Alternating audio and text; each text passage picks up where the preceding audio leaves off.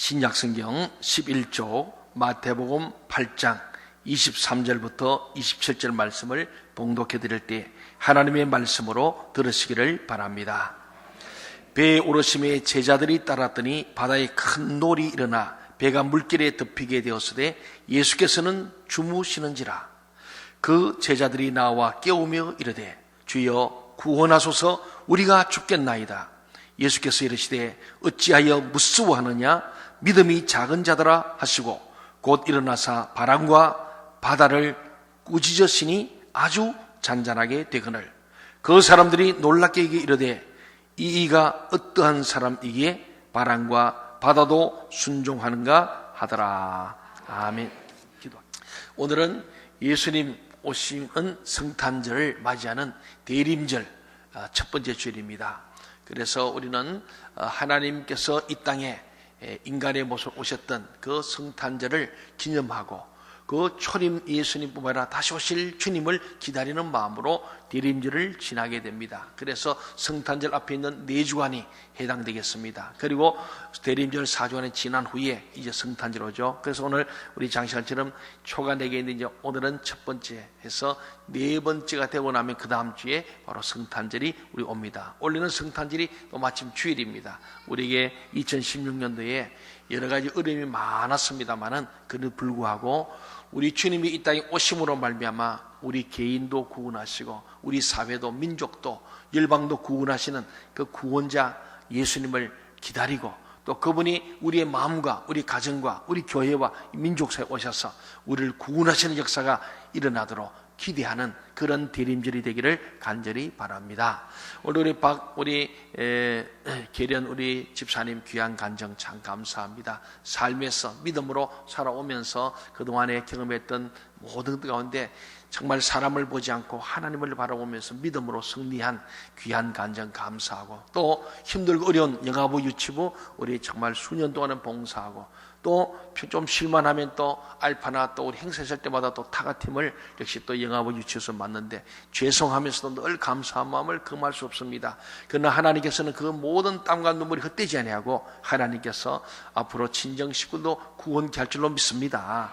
주 예수를 믿으라 그리하면 너와 내 집이 구원을 얻으리라 그랬습니다. 그 말씀을 믿는 자는 믿음대로 되는 거예요. 다만 시간에 문제가 있습니다. 그리고 우리는 끊임없이 포기하지 않고 기도해 가기를 바랍니다. 여러분 가정의 구원, 이웃의 구원, 여러분이 우리가 작정한 VIP들, 우리의 태신자들을 가슴에 품고 계속 기도하면서 한 사람 한 사람 주님의 길로 인도하는 우리 모두 되시기를 바랍니다. 오늘 말씀을 보면은 예수님께서 제자들과 함께 이제 배를 타고 갈릴리 호수를 건너가는 과정 가운데 이런 이야기입니다. 예수님께서 우리 지난주에 봤습니다마는 열병도 고치고 귀신들 자를 다 고치시는 그런 역사 속에서 막 밤이 깊어간데 사람들이 계속 오는 거예요.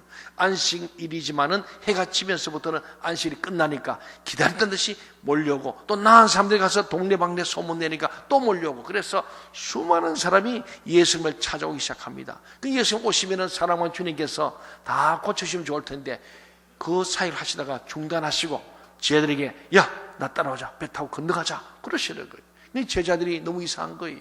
이 지금 환자들이 많이 왔으니까 다 고쳐주고 있는데 그냥 사역을 중단하시고 이렇게 배를 타고 함께 가는 중에 그들이 이상했지만은 오늘 우리 말씀 바로 앞에 있는 8장 18절에 보니까 예수께서 무리가 자기를 애워사는 것을 보시고 건너편으로 가기를 명하시니라. 그래서 제자들은 좀 불만도 있고 좀 이상하고 이해 안 되지만 같이 배 타고 지금 갑니다. 가면서 예수님이 또 다른 뭔가를 또 기적을 행하시겠지 않은 기대감도 있을 거예요. 그런데 그들의 기대와는 다르게 드디어 갈릴리 호수, 워낙 넓으니까 바다라 그러죠. 그 중간에 왔더니 정말 파도가 치는데 이 정말 광풍이 치는, 광풍이 뭡니까? 광풍. 넓은 바람이 아니고 미친 바람입니다. 광풍, 미칠 광재. 아주 바람이 미친 듯이 불어제끼니까 막 물이 막 하는데 배가 물이 덮여서 파산할 징에 이르게 되는 그런 엄청난 최악의 상황을 경험하게 됩니다. 우리 잘 아는 대로 이 갈릴리는 본래가 해발 이 바다 수준보다 더 낮은 지역이에요. 그래서 사해는 뭐 더 낮고요. 그러니까 이 바다보다 낮은 특별한 웅덩이와 같은 그런 호수인데 거기다 뺑 돌아 산으로 둘러싸여 있습니다. 그러니 산바람이 불어오면은 예측할 수 없는 이 광풍 때문에 때로는 갈릴리 호수에서 배가 많이 파손되고 사람들이 죽었습니다. 그러니 이 제자들이 잘합니다. 특별히 어부 출신 베드로를 비롯한 이 어부 출신 제자들이 볼 때 아차, 우리가 지금 이 잘못 걸려들었구나. 그래서 안간힘을 썼지만은 결국은 죽을 지경이 다 되었어요. 오늘 성경에는 우리가 보면은 23절, 24절에 보면 큰 놀이 일어났다 이렇게 있잖아요. 그런데 원어성을 보게 되면은 큰 지진이에요, 지진. 그러니까 갈릴리 호수 밑에 바닥에 막 지진이 일어났으니까 얼마나 대단했겠습니까? 그러니 이 미친 바람 같은 바람을 속에서 배 위에 머물 수가 없고 배를 붙들어도 그 물에 빠질 수밖에 없는 그런 상황에서 이제 드디어 예수님을 깨우게 되는데, 그럼 예수님은 그 배에 타고 계시고 가자고 하셨는데 뭘 하셨어요? 예수님이요? 주무시고 계신 거예요. 이 정도로 배가 흔들리면은 자다도 깰만한데 하여튼 성경은 주무셨다. 여기서 우리 하나 시작한 것은 예수님이 주무셨다는 것은 매우 인간적입니다. 아주 나약하고 피곤해 지친 예수를 보는 거예요. 우리가 잘 아시지 하나님은 졸지도 아니하시고 주무시도 안 하시는 분이에요. 그 예수님은 하나님의 인간이에요.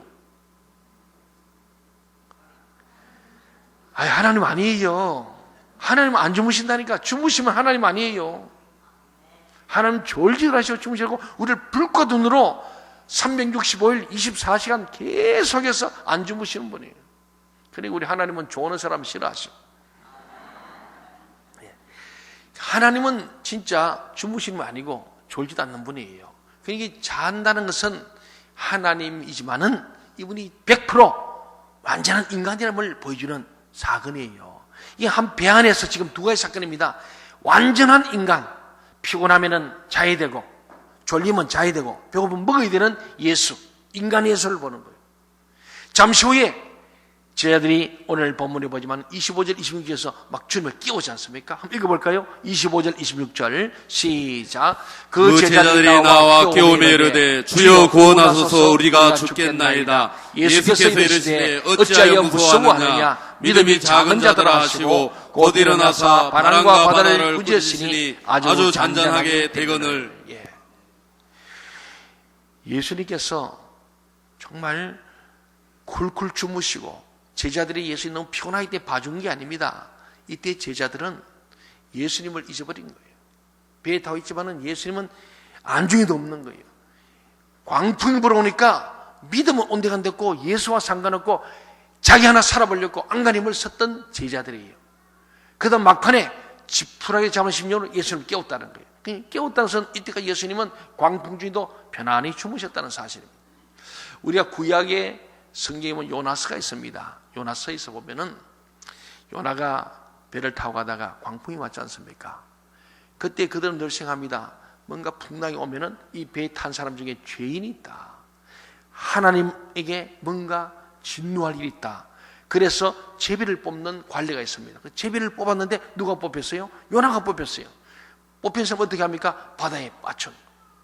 소위 제물로 드리는 거예요. 근데 정말 요나서에 보면 요나를 바다에 집어 던지더니 풍랑이 잠잠게 됐어. 오늘 구약을 성경을 잘하는 제자들도 볼 때에 야, 이 풍랑이 왔다. 우리도 제비 뽑아가지고 하나 빠치자. 막 그런지 몰라요. 그런 중에 그들이 예수님을 깨웠다는 것은 자기들은 죽을 지경인데 예수님은 자고 있으니까 얼마나 그들 마음속에 화가 치밀었겠어요. 그러니까 어쩌면은 성경에 안 나타나지만은 어떤 주석학자는 말하기를 제비 뽑혀서 예수를 깨웠다는 거예요. 그 예수님을 바다에 집어넣을까 생각했던 제자들이 아닌가.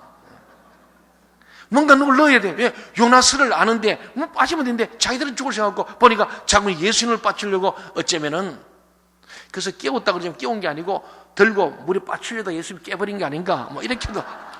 그래서 할 수 없이 예수님한테 우리 지금 빨리 좀 구원하세요. 우리 죽을 지경이에요. 하고는 아니면 당신 빠칩니다. 뭐 그런 의미가 있는 거예요. 사실은요. 예수님께서 이 풍랑에 별로 도움 안 되는 존재로 제자들이 비친 거예요. 오늘 우리가 지금 나라가 어렵습니다. 우리 대통령만 물에 집어넣으면 다 잔잔할 것 같습니다. 예. 지금 100만 명, 200만 모입니다만 뭡니까? 당신만 하야하면 우리가 다 나라가 잘 될 것인데 하는 기대감이 있지 않습니까? 이 군중 심리들입니다. 물론 어느 정도는 해결되기가 틀림없습니다. 다시 새로운 내각이 구성되고 새롭게 대통령을 뽑으면 돼요. 그럼 또 좀 잠잠할 수 있겠지만은 오늘 구약적 의미에서는 제비 뽑아가지고 빠침을 하나를 희생함으로 사는 것, 그게 구약의 제사 아닙니까? 일회성입니다. 죄진 것 양이나 소를 잡아서 그 죄는 그때에만 죄산 받는 거예요. 그 다음날 죄지면 또 제사 드려야 돼요. 오늘 예수님이 이 땅에 오신 목적은 이제는 더 이상 계속되는 재물을 죄 없는 짐승들을 필요로 하는 게 아니고 온 인류의 죄를 짊어지고 이제는 사람을 빠뜨려서 제비 뽑는 게 아니고 예수 그리스도를 통하여 구원을 얻는 놀라운 말씀이 있는 줄로 믿습니다. 물이 안 빠져도 예수님께서 바람과 풍랑을 꾸짖으시니까 잠잠해지는 거예요. 오늘 우리의 개인도 가정도 교회도 민족 사회도 주님이 오셔야 이 풍랑이 잔잔하게 될 줄로 믿습니다. 희생양을 내고 마녀사냥하고 이것이 아니고 누군가는 죄를 뜸을 세워서 희생양 어린 양을 만드는 것이 아니고 이제는 주님께서 내가 온 인류의 어린 양이 되었으니 더 이상 희생제물을 만들지 말라. 더 이상의 구약제사를 중단하라. 내가 모든 인류에 오고 오는 모든 세대에 영원한 단번에 드리는 제물이다 하신 거예요. 오늘 예수님께서 깨우시니까 예수님이 배에서 일어나시니까 풍랑도 잠잠게 되고 모두 정상화된 줄로 믿습니다. 우리의 마음에도 주님이 올 때에 분유하며 그때 주님을 모셔야 합니다. 우리 가정에도 우리 교회도 이 민족에도 주님이 우리의 희망이 되어야 할 줄 믿습니다. 예수님께서 우리에게 하신 말씀, 이 나라의 이 민족에도 주님은 말씀, 오늘 예수님은 어떻게 하실 걸까? 오늘 많은 그리스도인들이 행동하는 신앙이 있습니다. 골방에서 기도하는 사람도 있습니다. 그냥 생각하는 사람도 있습니다. 여러 부류가 있습니다. 그게 옳고 그름이 아니고 각자의 성향이고 태도이겠죠. 근데 예수님은 어떻게 했을까? 예수님은 광화문으로 갔을까? 예수님은 기도하셨을까? 겟세마네로 갔을까? 우리 좀 생각해야 돼요. 우리 예수 믿는 사람은 예수님께서 어떻게 했을까 좀 묻고 듣고 순종해야 할 줄 믿습니다.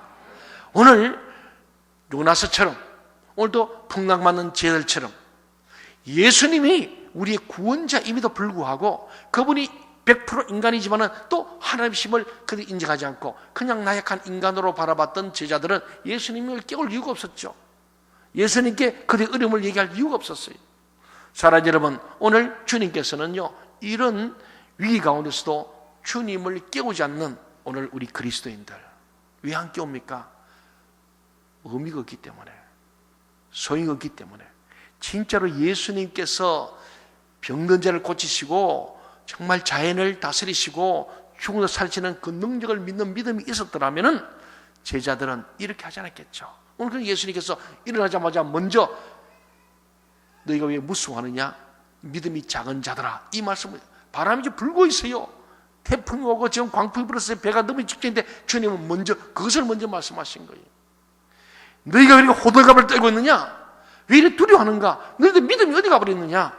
주님이 기대하는 바가 있는, 그러니까 믿음이 작은 자들아 이 말 속에는 너희가 무서워 벌벌 떨고 두려워하는 이 믿음 없는 것을 보면서 주님은 안타까워하시는. 왜? 이미 믿음을 보여줬거든요. 예수가 누군지 알고 있는 거예요. 그럼에도 불구하고 예수님을 까맣게 잊어버리고 그 광풍이 그들의 조그마한 믿음도 다 삼켜버린 이 상태를 보시고 예수님께서 책망하는 모습을 보게 됩니다. 그러면 예수님께서 제자들에게 기대하신 믿음의 행동이 무엇이고 오늘 우리에게 주님이 요구하시는 신앙은 무엇입니까? 여기서 우리가 생각할 것은 왜 제자들이 이런 두려움에 빠지게 되었느냐는 거예요. 바로 이것이 오늘 대부분의 그리스도인들이 겪고 있는 어려움이기도 합니다. 제자들이 이 무서운 풍랑을 겪으면서 가졌던 이 두려움은 보통 두려움이 아니에요. 자기들이 가진 믿음보다 훨씬 큰 두려움이기 때문에 그 두려움이 결국 믿음을 모두 삼켜버린 거예요. 오늘 우리 모든 그리스도인들에게도 건강에 어려움이 옵니다. 혹은 또 우리가 질병 때문에 죽음이 앞에 올 수도 있어요. 또 물질의 문제에서도 정말 파산을 경험할 수도 있습니다. 가정의 위기가 올 수도 있습니다. 나라의 위기도 오긴다. 여러 가지 문제가 있을 때에 우리 믿음이 그 두려움을 이겨낼 수 있는 믿음이 되어야 되는데, 두려움의 우리 믿음을 삼켜버릴 정도의 믿음을 작은 믿음, 믿음이 작은 자, 다른 믿음이 없는 자와 같은 거예요. 그러니까 이 제자들은 믿음이 없는 건 아니잖아요. 왜 주님께서 믿음이 없는 자들아 이러지 않고 믿음이 작은 자들아 했느냐? 그것은 너희 속에 믿음이 있다 없다? 있다는 거예요. 그 믿음을 극대화시키고 믿음을 사용하지 않는다는 거예요. 이런 위기 속에, 두려움 속에 믿음을 사용하라. 그게 주님 말씀이에요. 너희 속에 있는 믿음을 드러내고 그 두려움을 싸워 이겨내어서 믿음이 성립해야 되지 않겠느냐? 제자들아, 그런 말씀이에요. 사랑하는 여러분, 우리의 믿음을 다 삼켜버리면 두려움밖에 없는 거예요. 어둠이 캄캄합니다. 우리의 잘 아는 바울 사도는 유라굴로 광풍을 만났어요. 3차 전도행 때 큰 로마로 가는 가운데 유라굴로에서 지중해 일어나는 광풍이고, 지금도 일어나는 바로 계절풍에 따른 큰 광풍입니다. 오면은 거의 배가 버티지 못하는 광풍이었고, 실제로 파선의 위험을 당해서 성경에 보면 그럽니다. 살여망이 끊어졌더라. 완전 절대 절망이야. 그 중에서도 하나님 앞에 기도하는 이 믿음의 사람 바울은 하나님께서 한 명도 죽지 않겠다는 하나님의 음성을 듣고 그는 선포하고 배인을 다 내리게 하고 파선 후에 밀레드 섬으로 다 갈 수 있도록 이끌어가는 믿음의 리더십을. 이런 믿음이 없는 자는 리더가 될 수 없어요. 믿음이에요. 오늘 박기림 사님 간증했으면은 어려움을 겪습니다. 정말 저도 참 수년 전 얘기지만은 너무 가슴 아픈 일이죠. 저렇게 우리 지금도 박기림 사님 젊고 이쁘죠. 예. 박씨보다 더 이쁘고 젊은 집사님이 정말 갑작스럽게 응급실 갔다가 바로 죽음을 맛본 우리 셀 식구들 너무 친했거든요. 그 팀들이 너무 똘똘 뭉쳐 다녔어요. 정말 친했어요. 진짜로 혈육보다 친한 그 셀이 너무너무 잘 됐어요. 저 그 셀 가면 막 제가 기가 살 정도로 막, 예, 아주 이분들이 참 좋은 분들이었거든요. 근데 그게 풍랑이 따왔습니다. 사랑하던 셀분에게 정말 우리가 너무나 갑작스러운 죽음이었어요. 뭐 병이 있어 이렇게 오래 갔다가 그냥 며칠 만에 그냥 병원에 가자마자 얼마 더 죽은데, 그것도 너무너무 고통스럽게 마지막을 받던 셀분들, 저도 마찬가지 마음이 아파요. 그 광풍이 왔을 때에 셀 리더도 셀로도 다 흔들린 거예요. 바로 이 얘기입니다. 믿음이 작은 자들아, 그것을 믿음이에요. 우리 밖에서 믿음으로 믿음을 사용한 거예요. 사용해서 오늘의 간증인 줄로 믿습니다. 근데 수많은 셀원들은 그 믿음이 상처져 버리니까 결국은 믿음이 죽어버린 거예요. 그러니까 결국은 이 믿음으로 두려움과 모든 고독감과 하나님에 대한 분노와 불평만이 가득 찼고 하나님을 거부하는 마음이시겠지만은, 믿음이 없는 자들, 믿음이 적은 자들, 믿음을 사용하지 않고 믿음을 매장시키니까 하나 둘 믿음에서 탈선하고 믿음에서 파선이 이런 거예요. 사랑하는 여러분, 여기서 우리가 꼭 기억할 것은 믿음을 전부 상침을 당하는 그 두려움은 너무너무 커서 소위 말하는 심리학에서 말하는 공황정신을, 공황, 패닉 상태라고 하죠. 예. 패닉 상태라는 것은 너무 두려움이 커가지고 아무것도 할 생각도 나지 않는 거예요. 마음도 몸도 움직일 수 없는 그 상태, 패닉 상태, 이 공황입니다. 오늘 제자들에게 하시는 말씀이 이거예요. 내가 이 배에 타고 있고 나가 능력의 주님 줄 너희가 알면서도 그 믿음을 쓰지 않고 왜 믿음을 다 상킴을 당하고 벌벌 떨고 있는 패닉 상태, 아무것도 할 수 없다 그러고 오히려 우리가 죽게 되었다고 이제 죽자는 그런 절망이길 하느냐, 이런 말씀을 오늘 주님 하시는 거예요. 참 우리에게도 막상 이런 엄청난 일이 오면요, 그동안 가지고 있던 믿음은 한순간에 바닥을 드러내고 동이 나버리는 거예요. 오늘 제자들은 전혀 믿음이 없는 자처럼 되고 말았던 겁니다. 이것이 믿음이 작은 자라는 거예요. 믿음이 있어요. 있는데 믿음이 없는 자처럼 되어버린 거예요.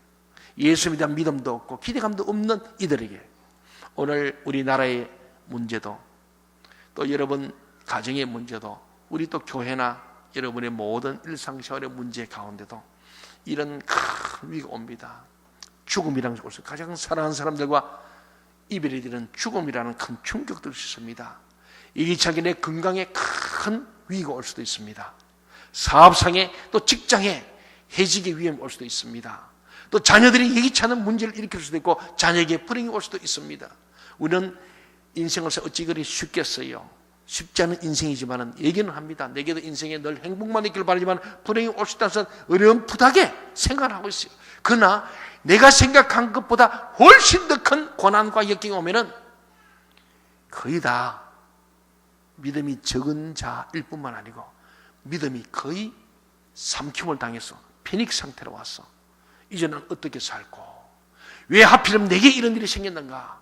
원망하고 불평하고 자기를 학대하고 가까운 사람들에게 상처를 주고 그 사람들에게 책임을 지고 불평하고 마지막에는 하나님을 향하여 불평을 퍼붓게 되는 것이 성경에 나온 수많은 사람들의 모습이었고 오늘 저와 여러분이 될 수 있다는 그 주님께서는 미리 우리에게 말씀합니다. 너희는 이렇게 되지 말아라.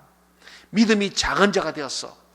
믿음을 쓰면 되는데 사용하지 않음으로 말미암아 마치 믿음 없는 자처럼 믿음이 두려움과 환경과 상황에 삼킴을 당하지 말아라 하는 권면의 말씀, 위로의 말씀이 바로 오늘 이 말씀인 줄로 믿으시기를 바랍니다. 우리는 신앙생활을 하면서 어느 정도는 자신에게 어려움이 닥쳐오는 것을 다 각오합니다.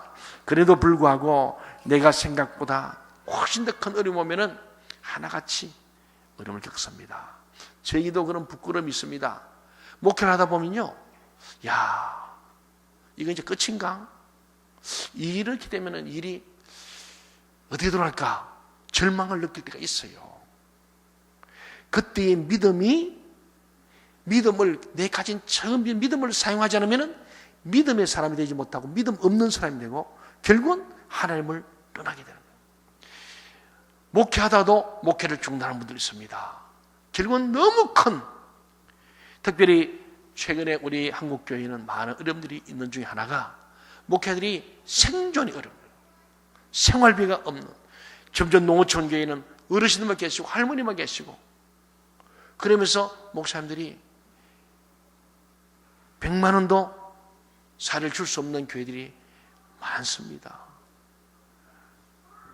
그래서 목회를 해야 되나 말아야 되나 고민하는 분이 많아요. 한 20, 30명 되다가 하나하나 돌아가시고 줄어들고 이사가고 이러면서 한 10명, 그나마 명렬인데 10명이 되고 9명이 되고 7명이 5명 되면은 위험을 느끼는 거예요. 그 상황이 너무너무 흔들릴 때 목사님이라 할지라도 그 적은 믿음이라도 사용하고 믿음으로 나가야 되는데 나가지 못하면은 패닉 상태에 빠지는. 가끔 저기도 목사님 나 이제 목회 그만둬야 될까 봐요. 왜? 아 이번에도 또 한 사람이 또 떠났어요. 또 떠났어요. 그렇죠. 여러분도 직장에 어려움이 오고 사업이 잘 안 되고 수입은 없고 그런 문제로 해서 가정에 불화가 생기고 부부간도 능력 있을 때 남편들은 그래도 부인들이 좀 존중하다가 실직도 능력 없으면 부인들도 남편 깜보잖아요. 무시하고요. 예.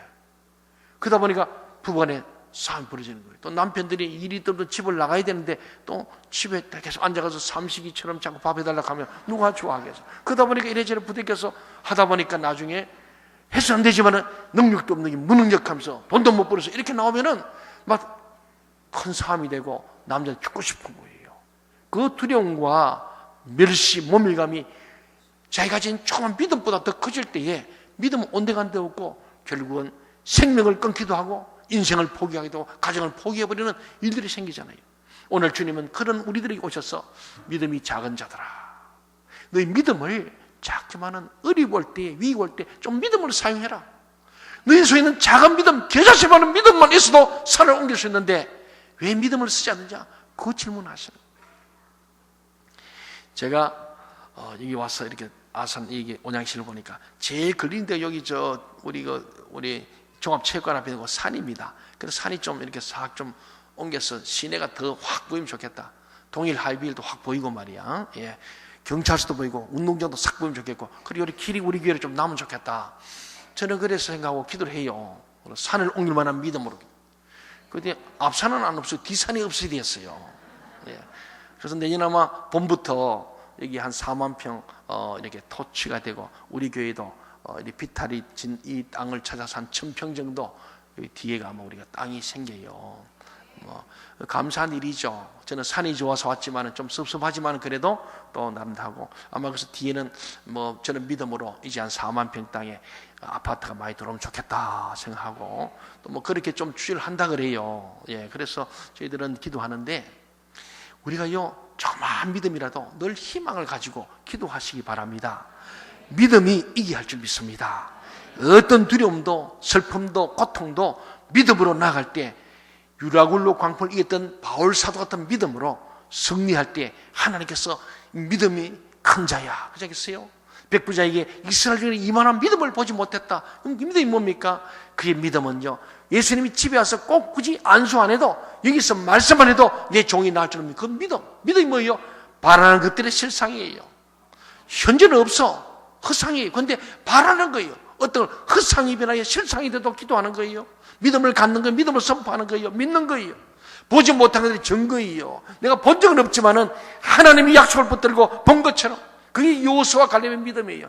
한 번도 가나안 땅에 가본 적이 없는 여호수아 갈렙은 믿음으로 바라는 것들의 실상을 마치 본 것처럼 그들은 믿음을 갖고 있고 보지 못했지만은 마치 본 거고 가본 것처럼 가나안 땅에 대한 믿음을 가기 때문에 40년 동안에 다 불평오만한 환경, 똑같은 환경이었지만은 여호수아 갈렙은 온전히 여호와를 쫓았고 모세에게 순종했다는 거예요. 이게 믿음이란 겁니다. 여러분 불평오만할 일이 많으실 거예요. 왜 하필이면 내게 이런 일인가?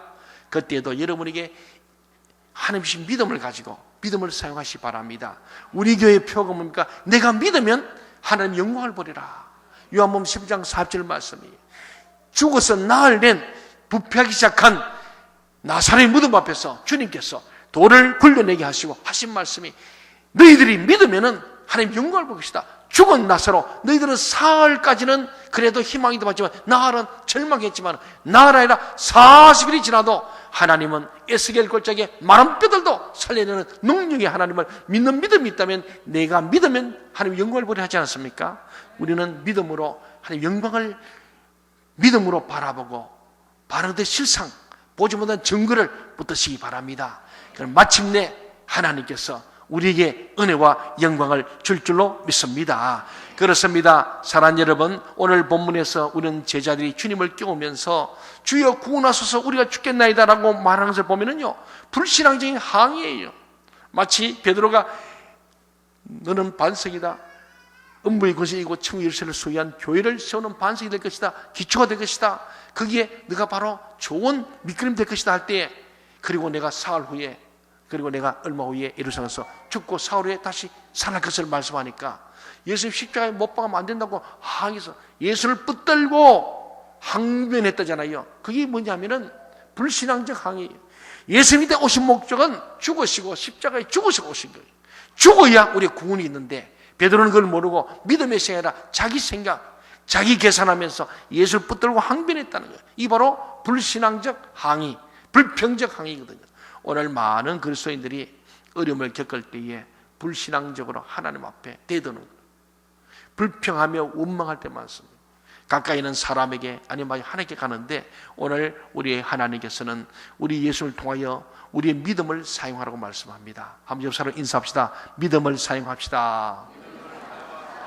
우리의 믿음을 사용합시다. 예, 그렇습니다. 끝까지 우리의 느낌, 감정, 우리의 생각, 정신으로 갈 때까지 다 가는 사람은 작은 믿음이에요.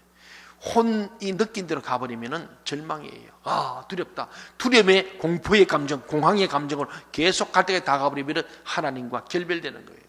그때의 믿음으로 우리 불신앙을 밀어내고 하나님이 기뻐하지 않는 생각과 감정과 싸워서 이겨내는 믿음이 살아있는 믿음이요 큰 믿음인 줄 믿습니다. 그런 어려움을 통과하게 되면은 그는 전과는 완전히 다른 상태의 믿음을 갖는 거예요. 오늘 26절, 27절 같이 한번 읽어볼까요? 시작. 예수께서 이르시되 어찌하여 무서워하느냐? 믿음이 작은 자들아 하시고 곧 일어나서 바람과 바다를 꾸짖으시니 아주 잔잔하게 되거늘 그 사람들이 놀랍게 여겨 이르되 이가 어떠한 사람이기에 바람과 바다도 순종하는가 하더라. 예, 그렇습니다.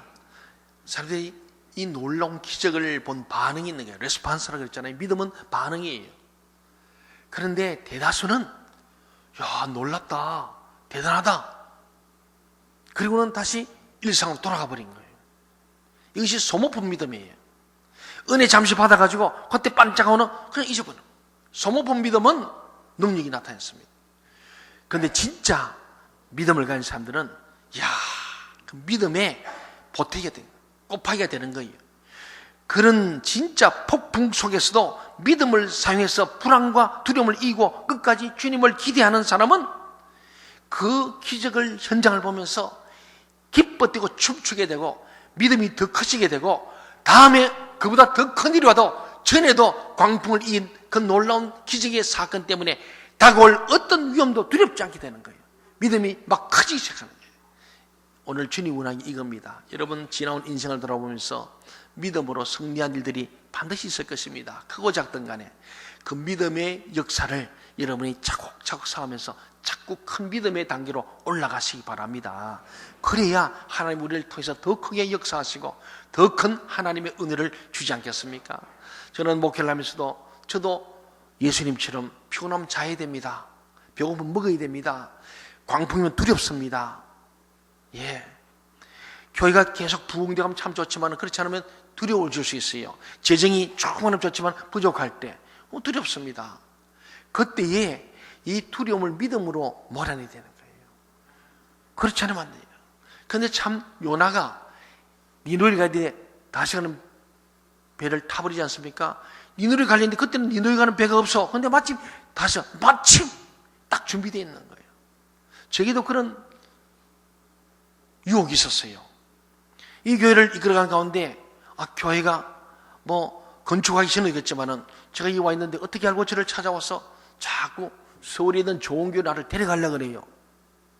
그럴 때 참 가고 싶어요. 사람은 나서 한양이 살아야 안 됩니까? 온양이 아니고. 그래서 생각이 드는데 제가 하나님께 물어보면은 하나님께서 너가 정말로 후회함이 있고 보람이 있겠느냐? 그건 마지막 질문에 제가 아닙니다.